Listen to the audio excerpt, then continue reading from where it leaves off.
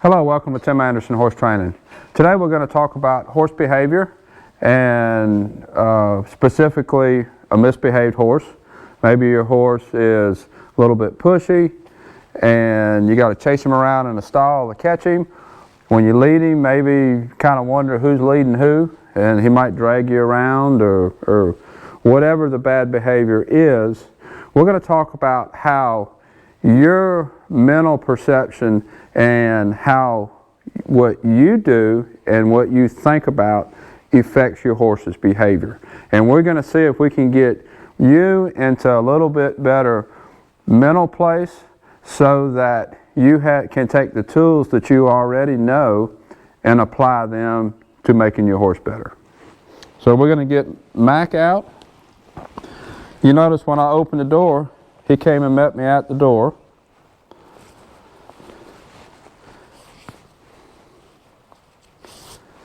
And put his head in the halter. Now he's waiting here for me to tell him what to do. He's not charging out the door.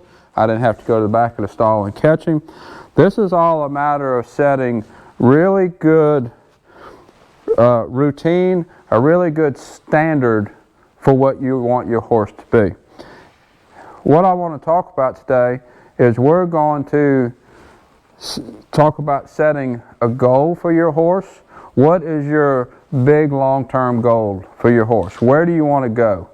And then we're going to talk about setting some short-term goals, little steps to get you to that big goal. Having a big goal is good, but unless you know how you're going to get there, you're never going to attain that little goal. So we're going to have the big goal, we're going to have some steps to get you to that big goal, and then we're going to talk about every process that you do with your horse. Is it a step in the correct direction to get you to that big goal? So if I would have had to chase him around in the stall, that would not have been a step that in the direction of where we wanted to go with this horse. I want him to meet me at the door, be easy to put the halter on.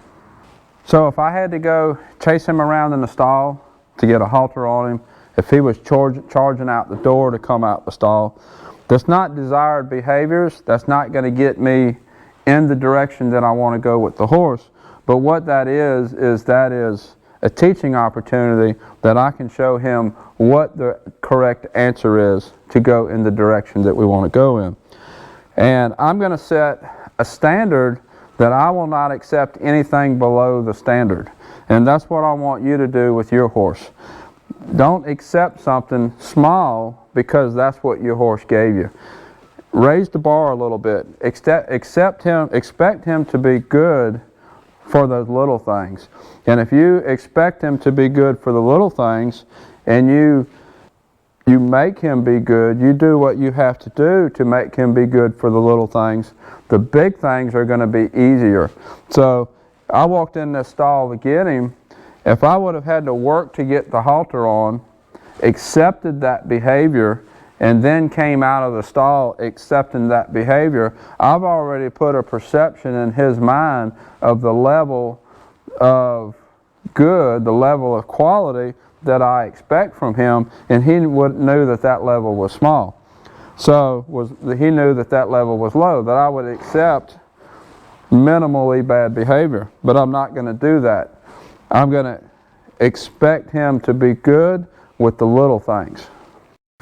So there are a lot of videos out of how to lunge your horse for respect, how to give your horse things to do, make him move his feet, all the different things that you can do. And I put one out not too long ago. I'll put a link in the box above.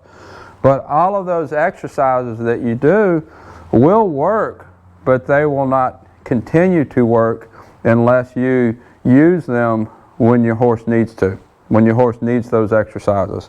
If you accept the little things and not fix those little things, use those tools, use those videos to fix the problems when they're small before they become big, then you're just setting yourself up to not achieve those goals that we talked about. So I put him in these cross ties, and see, just that little thing right here of him being mouthy with the brush, I don't want that. So all I'm doing is I'm just pushing him away. Now he's not mouthy with the brush anymore. So that's all I did to tell him, no, that is not a behavior that I will accept. I could have let him do that, but that's not what I want. That's not a behavior that I want. So I'm going to discourage that behavior no matter how small that behavior is. If I'm working on those little behaviors, then everything else here will become easier. The standing still in the wash rack, standing still to be brushed, that'll all become easier. So I'm going to go ahead and start brushing him. Now let's see what he does. Let's see what behaviors he gives me. Kind of leaning into the brush there, he likes that. So that's okay. That's something I'll accept.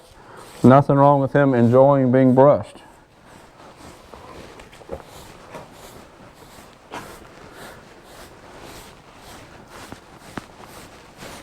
He's being still. He's not swinging his butt around towards me. And a big part of that is, when we came out of that stall, when I caught him in that stall, I set the standard. He knows what that standard is.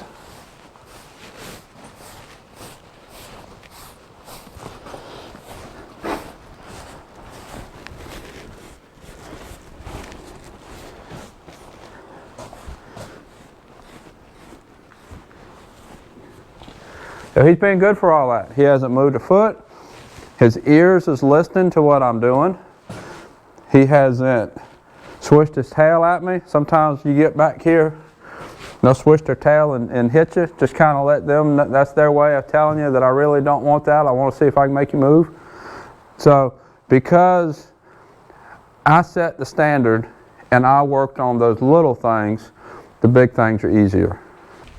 So what I want to challenge you to do is figure out what your big goals are, and then write down what all the little steps it's going to take for you to get to those big goals. Big goals are good. We always need something to work towards, but you have to have a roadmap. You have to have the steps to get to those big goals.